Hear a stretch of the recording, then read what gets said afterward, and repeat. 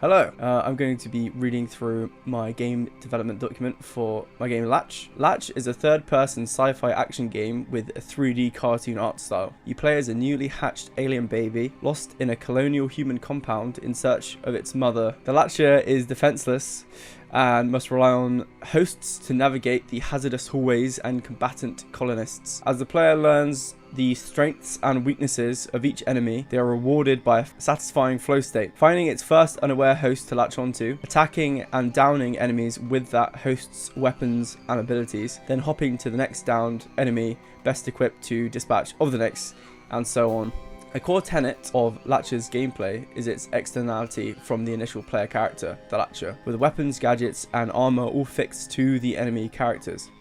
Entering a new area, the player is encouraged to consider the loadout/host they wish to first use, a decision based on the enemies presented. This approach punishes arbitrary usage of weapons that many games with starting loadouts risk. There are 3 characters to use in combat: Terry the mechanic, Trenton the plasma miner, and Joe the electrician. Each one's weapon, gadget, and movement are fixed to them, whereas the 3 armor types, chest plate, hazard helmet, and energy field, can be found on any of the 3 enemies. The enemies/potential hosts are all very readable, utilizing a cartoony exaggerated style inspired by games like Team Fortress. Silhouettes are designed to be instantly recognizable so that in faster paced moments of combat the player can instantly know its target. Additionally, colors will have a big part to play in readability. Rock, paper, scissors damage. Condensed. The damage system is a triadic, non-transitive hierarchy with each of the 3 damage types relating to a corresponding triadic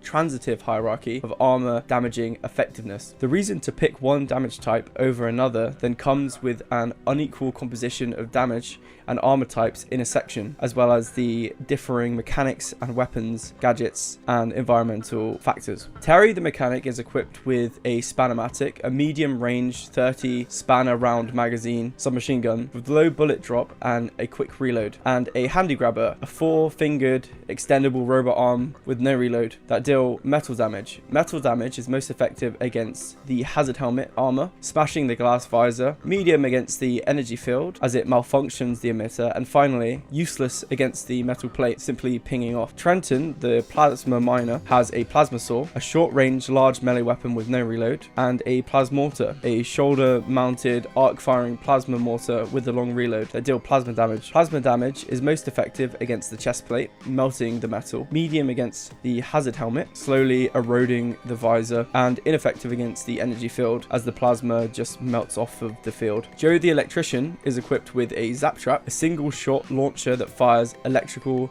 area of effect mines that when triggered last 15 seconds. On direct impact with an enemy, the mines emit concentrated energy. The weapon has a large bullet drop and long reload. He also has a solar drone, a flying robot that showers lightning from above with a long reload. These weapons and gadgets do electric damage. Electric damage is most effective against the energy field, overcharging its emitter, medium against the chest plate, ducted by the metal, and ineffective against the hazard helmet, the electric unable to pass through its non-conductive layer. Additionally, the gadgets Plasmortar, Handy Grabber, and Solar Drone generally do more damage than their weapon counterparts, but take longer to reload in between attacks. There's one exception to this though. Terry's Handy Grabber doesn't have a reload at this point in terms of the game design, but essentially the weapons are designed to be more of like a staple use kind of thing, and then the gadgets are more infrequently used but can have a more damage and effect on the enemies. The Latcher is most limited in its movement, unable to traverse many areas without a host. It is the slowest and jumps the lowest, but is able to fit through small gaps where the humans cannot. This ability to fit through small gaps not only poses interesting new pathing options for the player, but also means that if the developer wants the player to start a new area without a host, they simply need to build a small hole in between the sections. Trenton, instead of sprinting and jumping, rides his melee weapon, the plasma saw, like a surfboard. This gives him the fastest sprint speed out of the 3 characters, but prevents him from attacking with his weapon. Joe, when jumping, launches his gadget, the Solar Drone, into the air and then grabs it to slowly glide down. This momentary low gravity provides the best air control, but also makes him an easy target. Terry can use her gadget, the Handy Grabber, to quickly launch herself forward, kind of like a frog.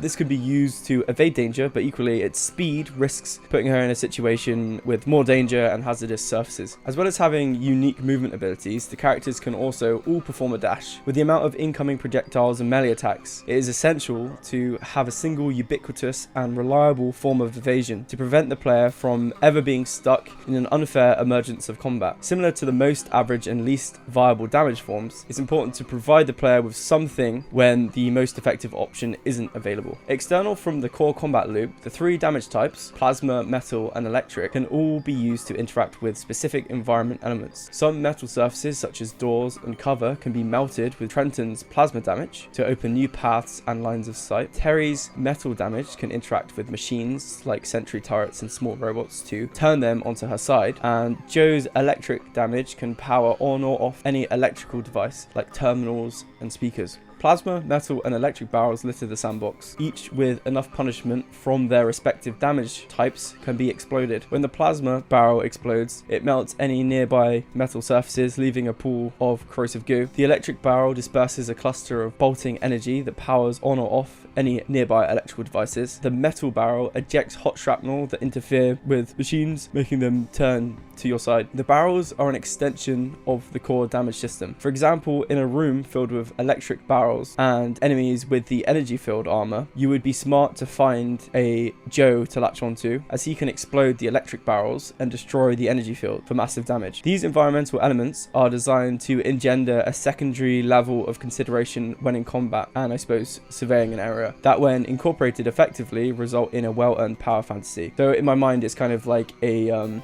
chain of damage or a chain of luck. So if you were to come into a room with the right damage type and the right barrels and the right corresponding armor type, then instantly you've set yourself up very well. Player health and respawning. The Latcher is weak, small, but also hard to hit. This is reflected in its survivability. It has a small health pool represented in the HUD as a health bar and icon of the Latcher that changes as it takes damage. So like a little cartoony Latcher icon that slowly looks a lot more sad and beaten up. On death, the Latcher will rehatch at the most recently unlocked egg, with all enemies respawning as well. Like Dark Souls, the player cannot continuously die and chip away at the enemies in a section.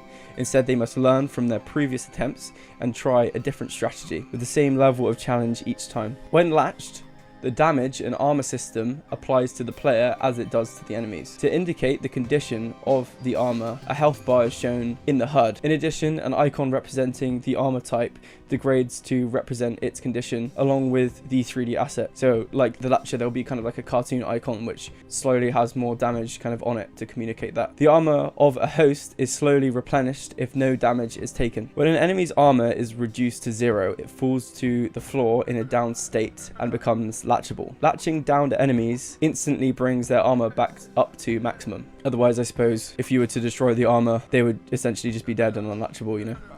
Anyway, when the armor of a host is fully depleted, the Latcher automatically unlatches. The host then remains in a down state and cannot be relatched until their armor has fully replenished. When the armor of a downed host is fully replenished, it remains downed, but now can be relatched. This is indicated by an icon above their body. When unlatching a host, they are automatically downed and can't be relatched until their armor is fully replenished. The only condition where a downed enemy can be revived is if the player leaves the area and enters a room containing a rehatching egg. Latcher's levels are set in a large compound, split into smaller sections for the player to complete sequentially. There is clear signposting communicating the golden path, predominantly represented by a trail of glowing goo the mother Latcher has left behind. In addition to the golden path, there are diversions that reward the player if explored. Each section is loaded as a new scene for better performance, with a focus on detail and density over sparseness and grandiosity. The level begins with the Latcher hatching from an egg in a safe area with no enemies. In this starting area, there are aliens, space gnomes, native to the planet, who oppose the human colonization. Brief dialogue will push the players forwards towards their ultimate goal of finding the Latcher's mother. Leaving the hub area, the player will then explore narrow hallways containing minor challenges that introduce the basic mechanics, with rooms or offshooting the main path acting as small areas of play or arenas of play with with manageable and obvious compositions of enemies and environmental props as an introduction to the core gameplay loop. The engagement with combat will generally be necessitated by enemies that the player cannot sneak past. Running through the level without fighting will be met with all alerted enemies chasing the player and likely cornering them, creating a very difficult fight. After the introductory section are larger areas with more complexity, forking paths and maze-like routes. Courtyards containing small buildings, set pieces and large enemy sets will increase the challenge further, utilizing the movement abilities of the different hosts, and faster decision making will become more important. Between these larger areas, small safe hubs containing eggs and aliens are unlocked, with new comedic world building and guiding dialogue providing a moment of respite between the action. Finally, at the end of the level, a large arena demanding the usage and understanding of all the game systems is presented. For example, a unique boss clad with all 3 armor types that throws barrels, subverting the game's flow,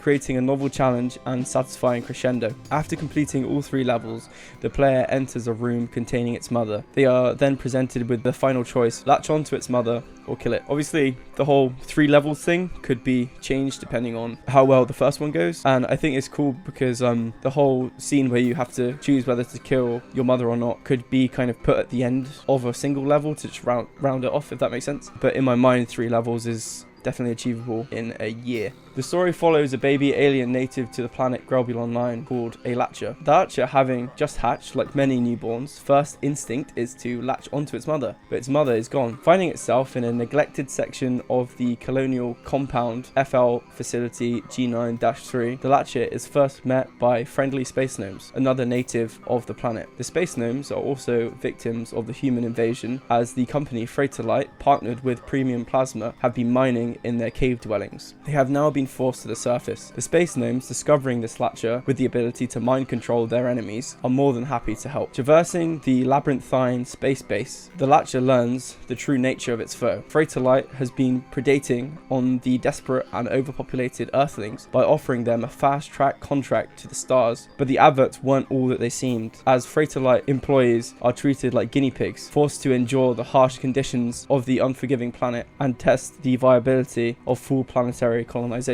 It becomes apparent that loneliness and confinement is an all too common feeling of the humans and aliens alike, caused by a cage made by a faceless foe, unseen by the feuding sides. Further, the creature will unravel the truth, discovering that its mother was deliberately taken so that the Latcher would use its abilities on the human test subjects. Freighterlight's conspiracy is to breed an army of Latchers, using the mother Latcher's hive mind to control all that disobey. At this moment of revelation, the Latcher finally locates its mother. She has been misshapen into a biomechanical force of tyranny. Too far gone, the Latcher must forego its last drag of innocence and destroy what its mother has become. The Latcher sacrifices its own mother to save the universe from certain servitude. With its separation anxiety finally assuaged, the Latcher can latch no more. Additional characters. Apart from the 3 main characters, there are additional characters that are functionally superfluous to the core gameplay loop. Placeholder Jim is a common and disposable character that can be used to explore and test a section without being attacked on sight. He cannot access any new areas, as his low rank prevents doors from opening to him. He has a single spanner that can perform a whack, but if ever provoked, any main characters will kill him in one hit. The space gnomes are also latchable, but if ever seen by humans, will be killed on sight.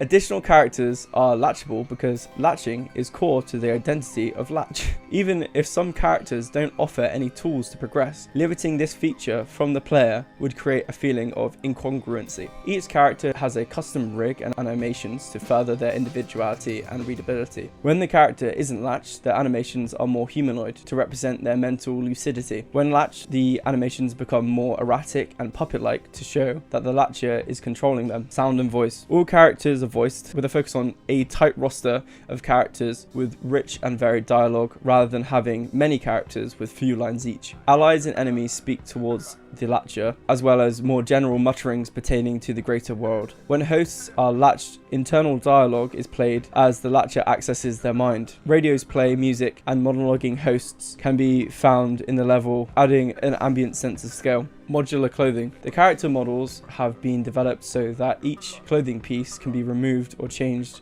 by the developer. The simple cartoon clothing pieces are quick to produce and can be added to the character rigs. With the amount of clothing combinations provided, the character can play a metagame where they pick the host based on their outfit. This facet is designed to reinforce the externality and moment-to-moment variety of Latch, instead of a game like Fallout 4 where you accrue clothing pieces that mostly sit in your inventory. Instead, the player is invoked to constantly experiment. Finally, I'm going to talk a little bit about scope, viability, and the future of Latch. Scope is relative to a variety of factors: the time frame, technical resources, budget, and the output of the participants in a project. What may be overscoped for some projects is achievable to others. Latch is a game with high aspirations, not just built to tick boxes. This may be intimidating to those playing it by the book. For a third-year project, the contrary can seem volatile. Possibly Latch's prototype represents this, not just a safe singular room with basic spoon-fed mechanics. The amount of assets already made imply something more than that. Latch's scope is in question, and I fear the only way to appeal to those who doubt it would be to reduce it to something dysfunctionally simplistic. In a game of rock and paper, paper will always win, fundamentally breaking the game. But I truly believe Latch is not overscoped, especially when accounting for the talent that Beetroot Brotherhood possesses. Either way, its development up to this point won't cease to exist, and if not this year, I hope that Latch will someday find people with the same passion for the game as I do.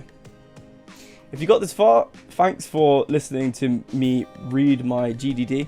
Obviously, it became a little bit more monologue-y and personal at the end, but it was more to round off the video instead of just stopping at modular clothing, which just seems like a fairly superfluous thing. So yeah, thanks for listening to my GDD.